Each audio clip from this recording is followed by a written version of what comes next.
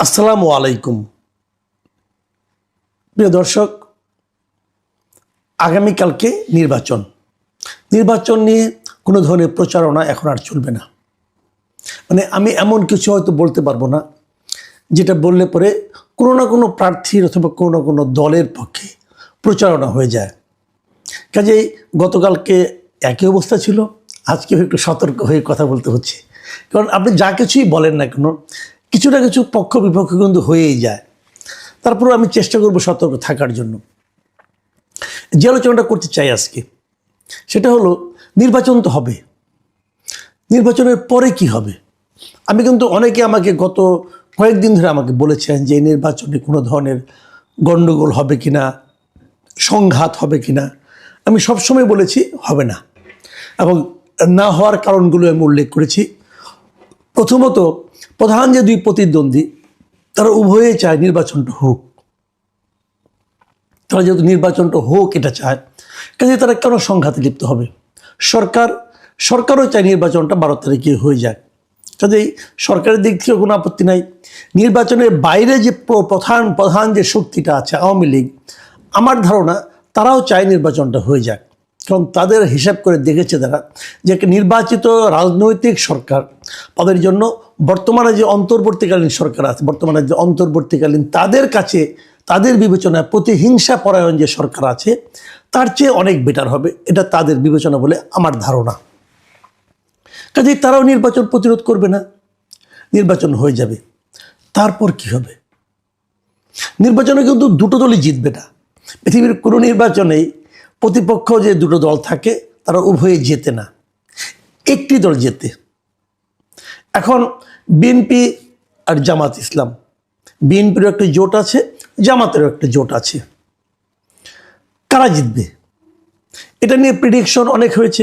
আমি নিজেও করতে পারতাম, নিজেও কিছু করেছি এর মধ্যে অলরেডি। সেগুলো থেকে আপনি ইঙ্গিত পেয়েছেন। সেই প্রেডিকশন এরই মধ্যে আমার মধ্যেও কিছুটা চেঞ্জ হয়েছে। যাই হোক, সেই চেঞ্জটা আপাতত আমি উল্লেখ করব না। আমি বরং ওটুকুই ভাবি যে নির্বাচনের পরে কি হবে। ধরা যাক এই নির্বাচনে অনেকেই কিন্তু বলছিলেন যে জামাতের মধ্যে অনেক দূর অগ্রসর হয়েছে, জামাতের কিছু নীরব ভোট হয়েছে, অনেকে কিন্তু বারবার এগুলো বলছিলেন।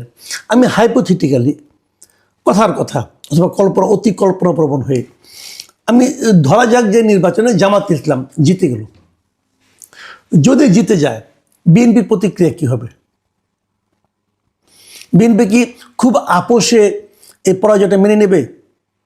যে কথাটা আমি গতকালকে বলেছিলাম যে আমি দুই নেতার কথা শুনলাম, কোনো নেতাই কিন্তু এ কথা বললেন না যে যদি নির্বাচনে যে ফলই হোক না কেন, যদি আমার দল যদি হেরেও যায় তাও আমরা এই পরাজয়কে মেনে নেব।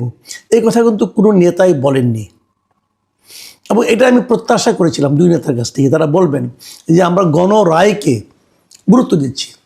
আপনি আচমকা যদি বলেন যে নির্বাচন ইঞ্জিনিয়ারিং করে আমাকে হারিয়ে দেওয়া হয়েছে, এটা কিন্তু জনগণ পরে আর মানবে না। এই কারণে যদি ইঞ্জিনিয়ারিং হয়, আপনি টের পেলেন না কেন, টের পাচ্ছেন না কেন এখন পর্যন্ত?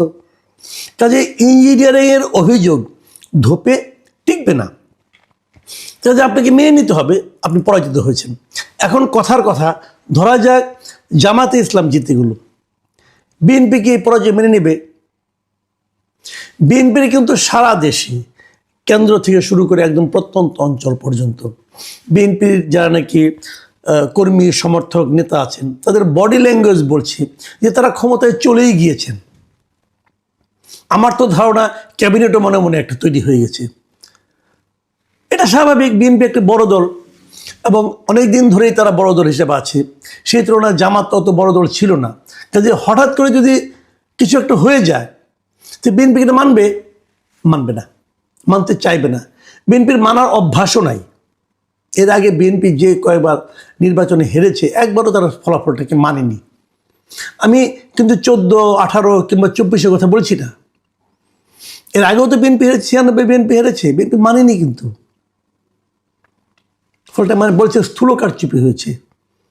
কিন্তু বিএনপি তো মানার ইতিহাস নাই। যদি বিএনপি না মানে তাহলে কি হবে? বিএনপিকে সারা দেশে একটা বিশৃঙ্খলা তৈরি করবে, সারা দেশে একটা সন্ত্রাস কায়েম করবে, ভাঙচুর করবে। যদি করে তাহলে সেটা আমাদের জন্য, আমাদের গণতন্ত্রের জন্য কতটুকু লাভজনক হবে? আবার বিপরীত দিকে যদি বিএনপি জিতে যায়, জামাতের কিন্তু মনে মনে একটা আশা তৈরি হয়েছে, বিশেষ করে 5টা বিশ্ববিদ্যালয়ে তাদের জয়ের পর, শিবিরের জয়ের পর তাদের মধ্যে একটা ধারণা তৈরি হয়েছে, বিশ্বাস তৈরি হয়েছে যে আমরা হয়তো নীরব অনেক ভোট পেয়ে যাব, নীরবে থাকা ভোটগুলো, যারা হয়তো প্রকাশ্যে খুব একটা অ্যাগ্রেসিভ না, কিন্তু ঠান্ডা মাথায় যে ভোটটা চুপচাপ দিয়ে আসবে, এরকম ভোটে আমরা ক্ষমতায় চলে আসব। এই ধরনের একটা ধারণা তাদের মধ্যে, দুজনের মুখে প্রকাশ করে না, কিন্তু তাদের ভাবভঙ্গিতে টের পাই। যদি এখন বিএনপি জিতে যায়, জামাত কি করবে? জামাতকে মারামারি করবে, জামাতকে সারা দেশে ভাঙচুর শুরু করবে। আমার কেন জন্য মনে হয় জামাত এটা করবে না, এটা আমার ধারণা। করবে না এই কারণে, জামাতের ওই ভাঙচুর করার জন্য যে ব্যাপক একটা যে অ্যাগ্রেসিভ জনগণ লাগে, সেটা জামাতের নাই। জামাতের হয়তো কিছু নীরব ভোটার আছে, সেই নীরব ভোটাররা কিন্তু কখনো রাস্তায় নামে না। কাজেই জামাত অ্যাগ্রেসিভলি রিয়েক্ট করবে, রিয়াকশন প্রকাশ করবে, ভাঙচুর করবে, এটা আমার কাছে মনে হয় না। তারা হয়তো মেনে নেবে।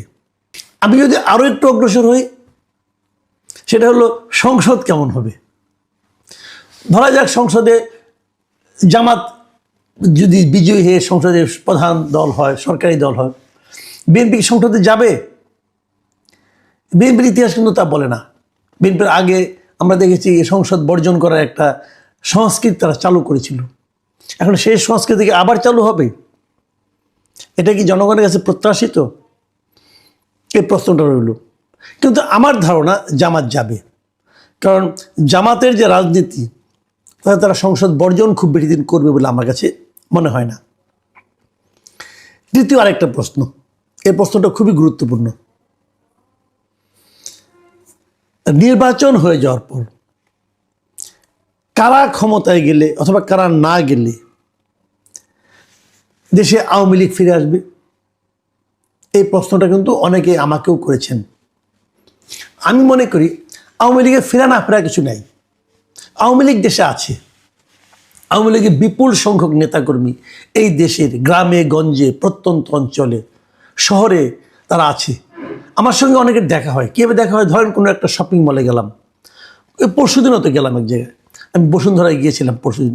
সেখানে হঠাৎ করে একজন লোক আমাকে হাত ধরে বললো সে কোনো একটা জায়গা, আমি জায়গাটার নাম বললাম না, ওই জায়গায় উনি উপজেলা চেয়ারম্যান ছিলেন আওয়ামী লীগের।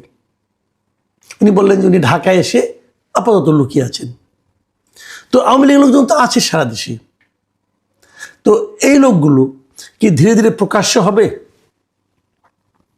আমি মনে করি আওয়ামী লীগের যে লোকগুলো বিদেশে পালিয়ে গেছে, তারা খুব সহজে দেশে আসবে না, কারণ তাদের নামে অনেক মামলা মোকদ্দমা হবে এবং হয়েছেও। তারা অনেক অপকর্ম করেছে। যারা অপকর্ম করেছেন তাদের প্রত্যেকের বিরুদ্ধে মামলা হওয়া উচিত, কঠিনতম মামলা হওয়া উচিত। আমি মনে করি তারা অপকর্ম করেছেন, তার সাজা হবে না, হওয়া উচিত। যাদের বিরুদ্ধে মামলা মোকদ্দমা নেই, তারা তো ধীরে ধীরে রাজনীতিতে সক্রিয় হবে। এই প্রত্যাশায় তারা কিন্তু নির্বাচনটা হতে দিচ্ছে, নির্বাচন প্রতিরোধ করছে না। তো যদি নির্বাচনটা হয়ে যায়, তারা অবশ্যই আসতে চাইবে। এদের কেউ কেউ আওয়ামী লীগের একটা বড় অংশ বিভিন্ন দলের মধ্যে ভিড়ে যাবে। কেউ বিএনপিতে যোগ দেবে, কেউ জামাতে যোগ দেবে, আবার কেউ নিজস্ব সক্রিয়তা নিয়েই রাজনীতিতে আসতে চাইবে। আমার ধারণা যে আওয়ামী লীগের উপর যে রাজনৈতিক যে স্থগিতাদেশ আছে, রাজনৈতিক কর্মকাণ্ডের স্থগিতাদেশ, এটা হয়তো নতুন সরকার এলে এটা হয়তো উড্র হতে পারে। বিএনপি আসলে দ্রুত উড্র হবে, জামাত আসলে একটু সময় লাগবে, কিন্তু উড্র হবে, এটা আমার ধারণা। জামাত যদি আওয়ামী লীগকে নিশ্চিহ্ন করার জন্য বরঞ্চ ওটাকে বরং আরও বেশি করে, মানে আওয়ামী লীগকে নিষিদ্ধ করার চেষ্টা করে, তাহলে যে চাপটা আসবে বিভিন্ন জায়গা থেকে, সেই চাপ জামাত সহ্য করতে পারবে না, আমার ধারণা। তখন আওয়ামী লীগের সঙ্গে সঙ্গে বিরোধী দলে থাকা বিএনপিও কিন্তু সেই চাপের মধ্যে যুক্ত হবে। আর যদি বিএনপি ক্ষমতায় আসে, সেক্ষেত্রে যদি আওয়ামী লীগের উপরে থাকা রাজনৈতিক কর্মকাণ্ডের স্থগিতাদেশ বিএনপি উড্র করতে চায়, জামাত প্রতিবাদ করবে, কিন্তু জামাত এটা নিয়ে যে একদম হুলস্থুল কাণ্ড বাঁধিয়ে ফেলতে পারবে, এটা আমার কাছে মনে হয় না। এখন যদি দুই দলের কেউই আওয়ামী লীগের উপর চেপে থাকা স্থগিতাদেশ এটা যদি উড্র না করে, যদি আওয়ামী লীগকে দেশে ঢুকতে না দিতে চায়, যদি আওয়ামী লীগকে রাজনীতি করতে না দিতে চায়, তাহলে কি হবে? আমার ধারণা সেক্ষেত্রে আওয়ামী লীগ একটা চোরাগোপ্তা রাজনীতি শুরু করবে, যেটা দেশের উন্নয়নের জন্য খুব ভালো কোনো ফল আনবে না। আমি মনে করি সকল রাজনৈতিক দলকেই অবাধে রাজনীতি করতে দেওয়া উচিত, সেই সুযোগটা দেওয়া উচিত। আমি শেষ প্রসঙ্গে আসি। আপনারা জানেন, কালকে আমরা দেখলাম যে আমাদের এই বর্তমান অন্তর্বর্তীকালীন সরকারের উপদেষ্টারা তারা যার যার সম্পদের হিসাব দিয়েছেন। আমি এরকম হাস্যকর সম্পদের হিসাব আমার এই জীবনে দেখি নাই। কেমন হিসাবটা হলো, আমি নিশ্চিত যে ওদের সবার ইনকাম ট্যাক্সের ফাইলগুলি নিয়ে কেউ একজন বসিয়ে দিয়েছে। এবং মজার ব্যাপার হলো, তারা যে কাজটা করেছেন যে দায়িত্ব নেওয়ার সময় কার সম্পদ কত ছিল, দায়িত্বে ছাড়ার সময় কার সম্পদ কতটুকু আছে, এটা তারা বলেছে এখানে। আমরা তো তাহলে দায়িত্ব নেওয়ার সময় যে সম্পদটা আপনার ছিল সেটা আগে দিলেন না কেন? শেষে এসে কেন বলছেন ওই সময় এত সম্পদ ছিল? কেন? আমাদের চাওয়ার সম্পদের হিসাব চাওয়ার উদ্দেশ্যটা কি ছিল? আপনার শুরুতে একটা হিসাব দেবেন, আপনার শেষে আরেকটা হিসাব দেবেন, আমরা দুটো হিসাব মিলিয়ে নেব। আপনার শুরুতে হিসাবটা দেন নাই কেন? দেওয়ার অঙ্গীকার তো করেছিলেন, দেননি কেন? শেষে এসে মিলিয়ে দিলেন কেন? একজনকে দায়িত্ব দিয়েছেন ভাই তুমি মিলিয়ে দাও, মানে কারোর সম্পদ কিন্তু বেশি বাড়ে নাই, অল্প অল্প বেড়েছে। মানে এত চমৎকারভাবে বেড়েছে যেটা মানে ভাবাই যায় না যে এরা সব সাধু পুরুষ এতদিন কোথায় ছিল। তবে চিন্তার কোনো কারণ নাই। কে কত দুর্নীতি করেছেন তার হিসাব নিশ্চয়ই জনগণ কারো না কারোর কাছে আছে, চলে আসবে। যেদিন দায়িত্ব হস্তান্তর করবেন সেই দিনই চলে আসবে, সবার কাছে চলে আসবে। এবং এই সন্দেহ নিয়ে এই জাতি বেশি দিন থাকবে না। যে কারণে নতুন যে সরকার আসবে তাদের কাছে আমাদের অনুরোধ থাকবে, এই প্রত্যেকটা হিসাবের চুলচেরা বিশ্লেষণ আপনারা করবেন। আমরা দেখতে চাই যে আপনারা যেন এই গড্ডা লেগে প্রভায় না ভাসান, সবাইকে ক্লিন চিট দিয়ে দেবেন, এটা উচিত হবে না। কারণ সন্দেহ অনেকেরই আছে। এতদিন শুনে এসেছি যে ডক্টর ইউনূসের নাকি কিছুই নাই সহায় সম্পদ, এখন দেখছি না এই সময় তার 1 কোটি সহায় সম্পদ বেড়েছে, 15-16 কোটি টাকা তার আছে। ভালো কথা, আগেরটা তাহলে মিথ্যা ছিল, অথবা এখনকারটা মিথ্যা কিনা জানি না। আবার 666 কোটি টাকা ট্যাক্স যে দেয় সে ট্যাক্স ফাঁকি নিলেন, ওটা কি তার সম্পদ না কার সম্পদ? একজনের নামে দেখাই দিলাম তাই সম্পদ, এগুলো বুঝি টুঝি না, পরে দেখা যাবে, এগুলো আলোচনা হবে। আমার কথা হলো, 2 নেতাই বলেছেন যে তারা নাকি দুর্নীতির টুটি চেপে ধরবেন। তারেক রহমান বলেছেন দুর্নীতি করতে দিবেন না, দুর্নীতি হতে দিবেন না, উনি নিজে দুর্নীতি করবেন না। শফিকুর রহমান সাহেব বলেছেন উনি দুর্নীতি করবেন না, করতে দিবেন না। আমারও ওইটাই কথা যে আপনারা কতটুকু দুর্নীতি দমনে আন্তরিক তার প্রথম প্রমাণ আমরা দেখতে চাইব যে প্রত্যেকটা উপদেষ্টার সম্পদের যে বিবরণ, সেই বিবরণের আপনার চুল চেরা বিচার করবেন। বিচার করার পর আপনারা যদি ক্লিন বলেন যে না এই লোকটা ক্লিন, এর হিসাবে যেটা বলছে দাখিল করছে এটাই ঠিক, যদি এরকম স্বীকৃতি আপনারা দেন তাহলে ভালো, ওনাদেরকে স্যালুট। আর যদি সেই স্বীকৃতি না দেন তাহলে বিচার হতে হবে। বিচারটা উপরে থেকে করা উচিত, ওই পুঁটি মাছ ধরে লাভ নাই। যাদেরকে দায়িত্ব দিয়েছিলাম তার দায়িত্ব পালন করেছেন কিনা সেটা দেখতে হবে। তো এই কাজগুলো যদি হয় আমরা মনে করি যে আগামী সরকার নিয়ে আমরা চলতে পারবো। যে কথাটা বলে শেষ করব, কে কতটা আসন পাবেন এই আলোচনায় আমি আর যাচ্ছি না। আমি খালি একটা কথা বলি, অন্যরা কি বলে জানি না, আমার একটা অবজারভেশন আছে, সেটা হলো যদি 300 আসন আমাদের কোনো একটা দল 200-র বেশি আসন পেয়ে যায় তাহলে বুঝতে হবে এটাকে নিরঙ্কুশ সংখ্যাগরিষ্ঠতা, তার মানে সরকার হবে খুবই শক্তিশালী। আমার বিবেচনায় সরকার যত শক্তিশালী হবে গণতন্ত্র তত দুর্বল হবে।